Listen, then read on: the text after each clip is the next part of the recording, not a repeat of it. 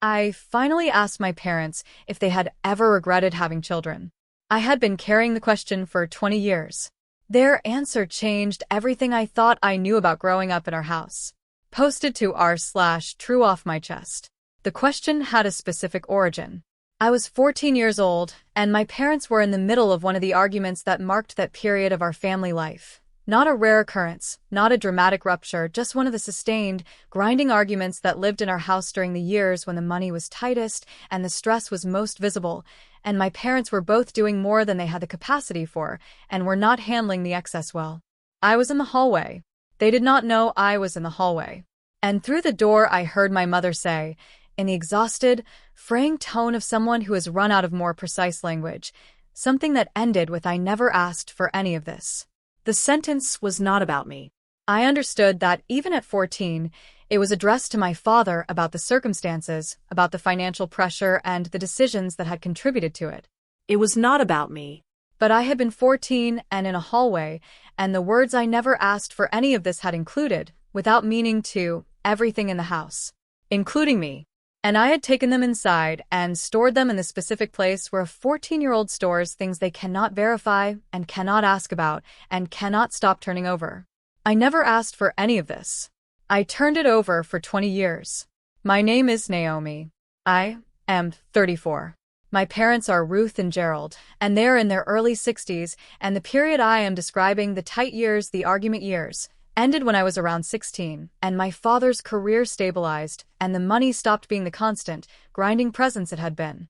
The arguments quieted. The house became easier. My parents became, in my adult life, people I genuinely enjoyed and who genuinely enjoyed me, a relationship I had not taken for granted because I remembered when it had been harder. But the question lived underneath all of it, unchanged, unasked. I had come close to asking several times across 20 years. At 22, home from university, when my mother and I had a rare late-night conversation that went deeper than usual. At 26, after a therapy session in which my therapist at the time had noted that I seemed to carry an unnamed anxiety about my place in my family's life. At 29, at a family dinner where the warmth was so genuine that it produced, paradoxically, the fear that it was contingent, that I had earned it rather than having it unconditionally, that it rested on my being a certain kind of daughter rather than simply on my existence. Each time I came close, I stopped. The question was too large to ask without knowing what the answer might be. What if they paused too long before answering?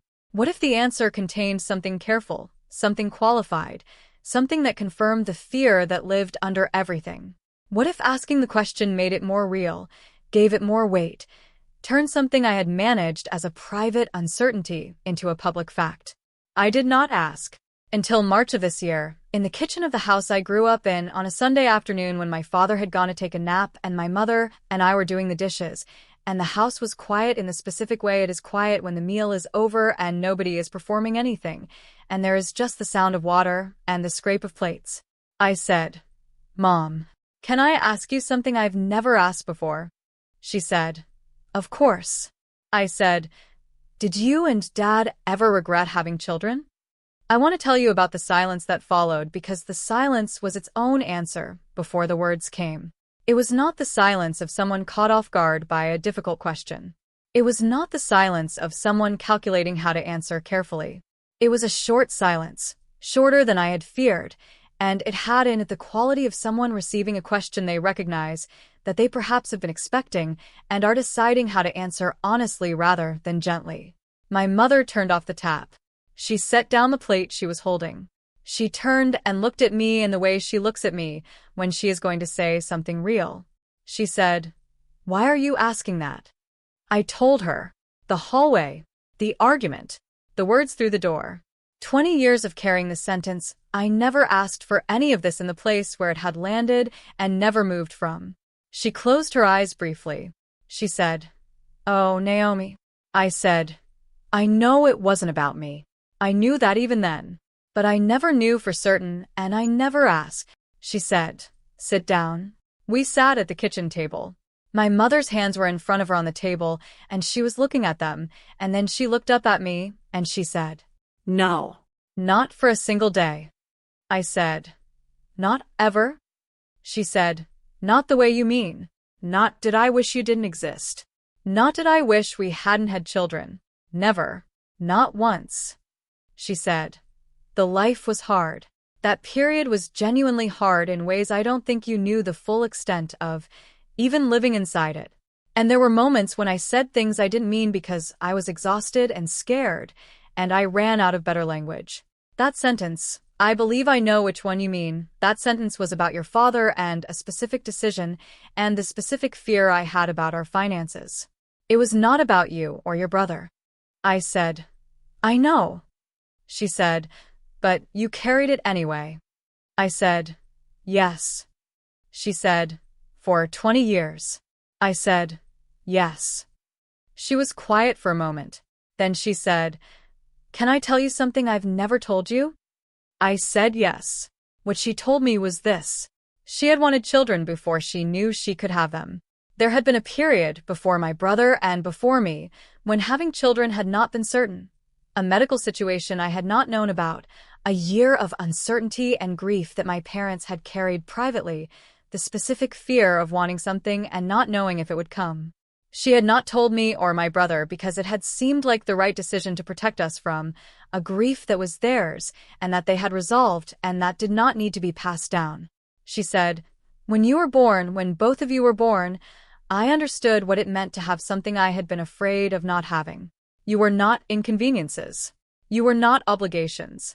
You were the thing that had been uncertain and then was certain, and I never lost awareness of that, even in the hard years, even in the arguments, even in the sentences I said when I was out of better language. I said, why didn't you ever tell us?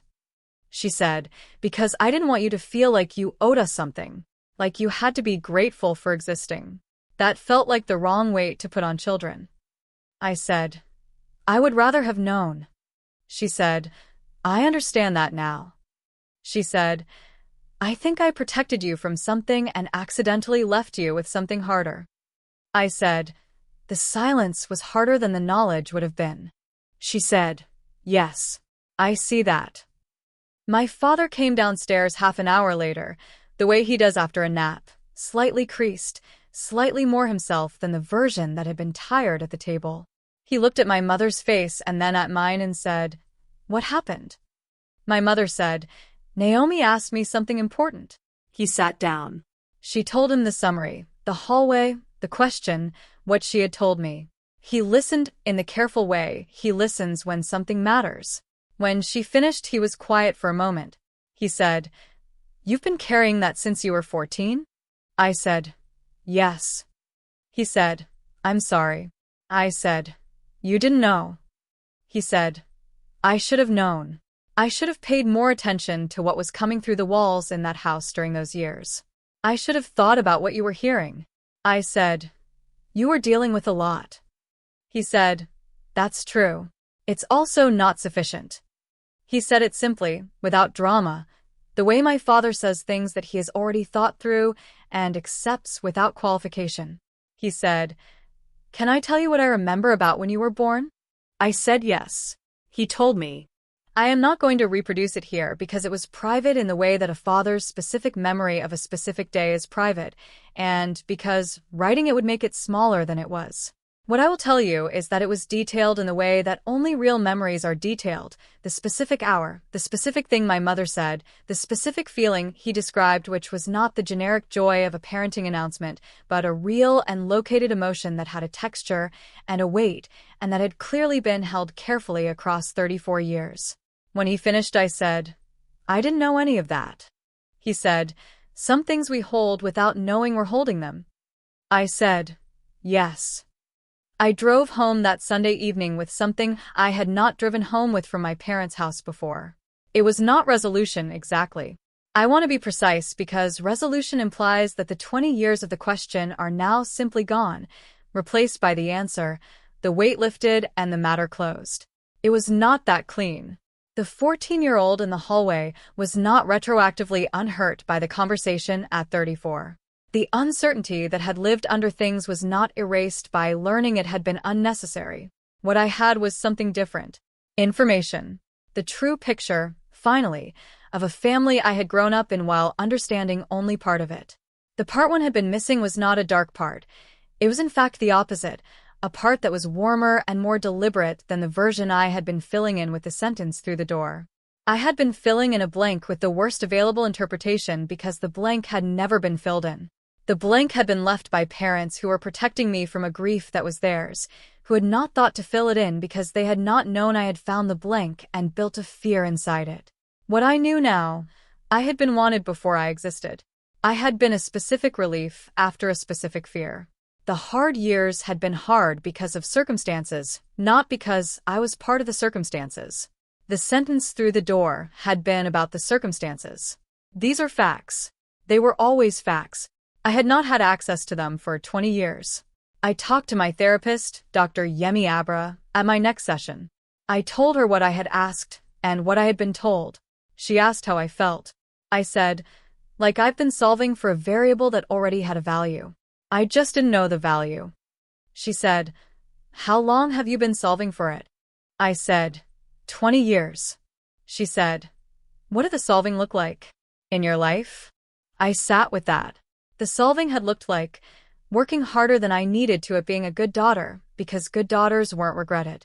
It had looked like never being too much trouble, never asking for too much, never occupying more space than seemed justified.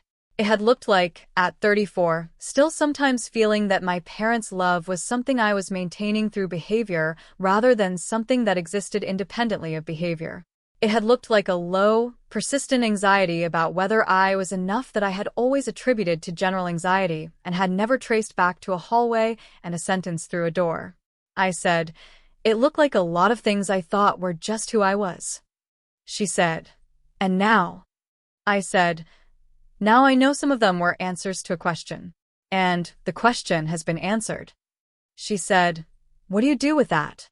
I said, I think I let the answering change how I carry the things I built around the question. Slowly.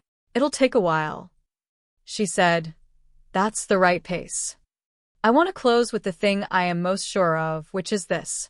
The question I was afraid to ask for 20 years was afraid for the wrong reason. I had been afraid of a bad answer. The answer was not bad. The answer was the truest and most useful thing my parents had said to me in years, and I had been keeping it from myself by keeping the question from them. There are questions like this in most families.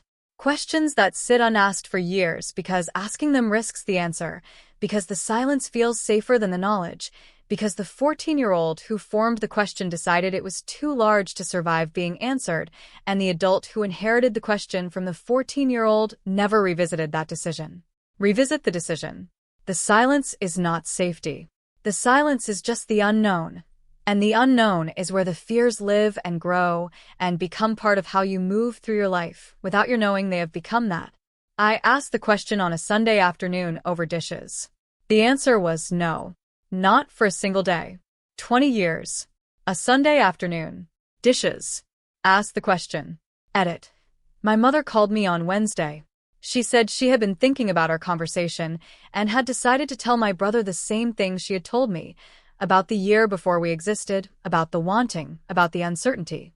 She said he had not known either. She said she wished she had told us both sooner. She said, I thought protecting you from sadness was the same as protecting you. I understand now that it left a different kind of space. I said, the space is what we filled in on our own. She said, yes, and you shouldn't have had to. I said, you know now. She said, yes. That was enough. That is what knowing now makes possible, a different kind of going forward, even if the going back is not available.